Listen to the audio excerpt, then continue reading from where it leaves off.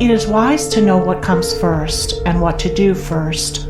To begin anything in the middle or at the end is to make a muddle of it. The athlete who began by breaking the tape would not receive the prize. He must begin by facing the starter and towing the mark. And even then, a good start is important if he is to win.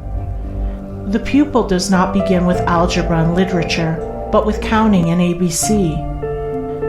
So in life, the businessmen who begin at the bottom achieve the more enduring success, and the religious men who reach the highest heights of spiritual knowledge and wisdom are they who have stooped to serve a patient apprenticeship to the humbler tasks, and have not scorned the common experiences of humanity, or overlooked the lessons to be learned from them.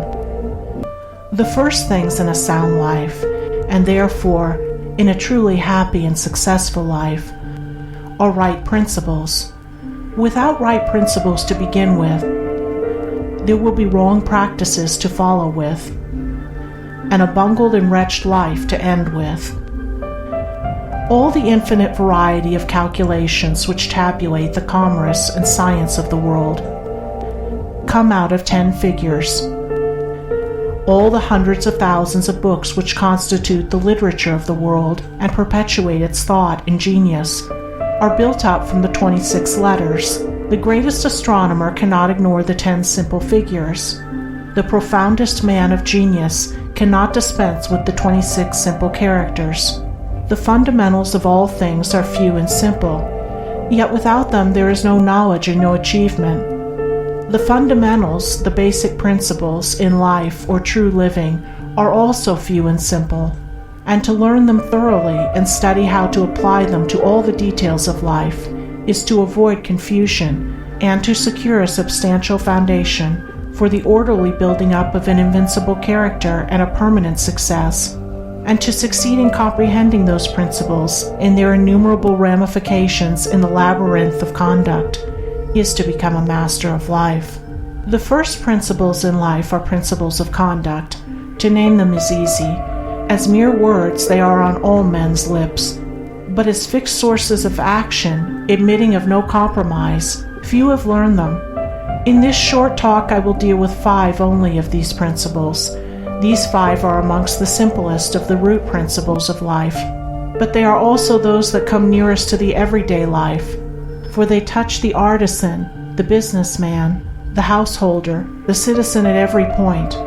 No one of them can be dispensed with but at severe cost, and he who perfects himself in their application will rise superior to many of the troubles and failures of life, and will come into these springs and currents of thought which flow harmoniously toward the regions of enduring success.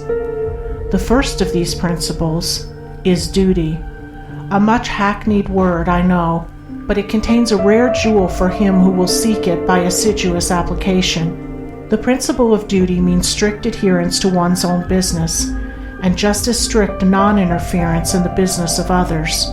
The man who is continually instructing others, gratis, how to manage their affairs, is the one who most mismanaged his own.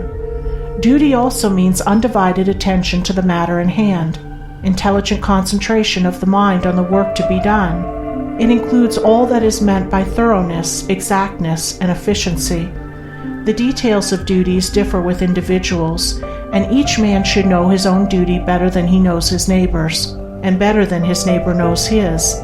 But although the working details differ, the principle is always the same. Who has mastered the demands of duty? Honesty is the next principle. It means not cheating or overcharging another. It involves the absence of all trickery, lying, and deception by word, look, or gesture.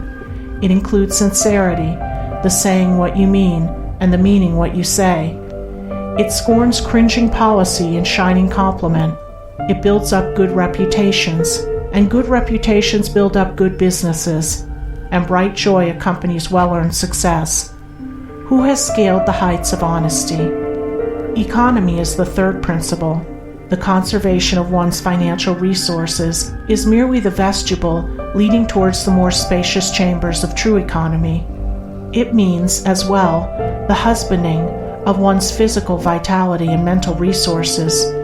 It demands the conservation of energy by the avoidance of enervating self-indulgences and sensual habits. It holds for its followers strength, endurance, vigilance, and the capacity to achieve.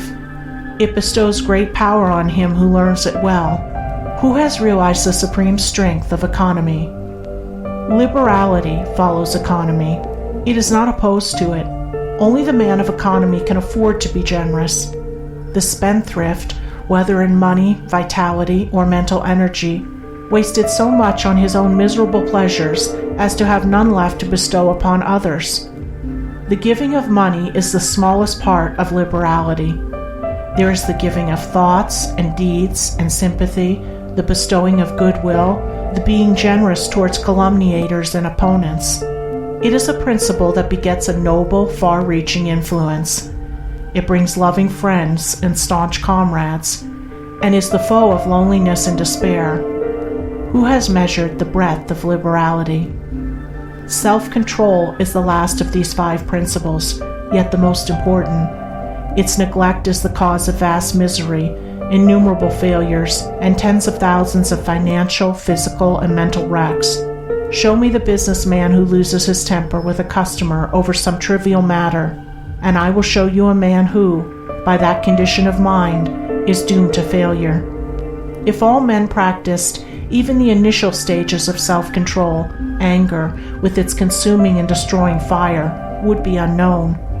The lessons of patience, purity, gentleness, kindness, and steadfastness, which are contained in the principle of self-control, are slowly learned by men, yet until they are truly learned, a man's character and success are uncertain and insecure.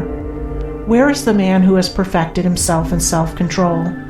Where he may be, he is a master indeed. The 5 principles are 5 practices, 5 avenues to achievement, and 5 sources of knowledge. It is an old saying and a good rule that practice makes perfect, and he who would make his own wisdom, which is inherent in those principles, must not merely have them on his lips, they must be established in his heart. To know them and receive what they alone can bring, he must do them, and give them out in his actions.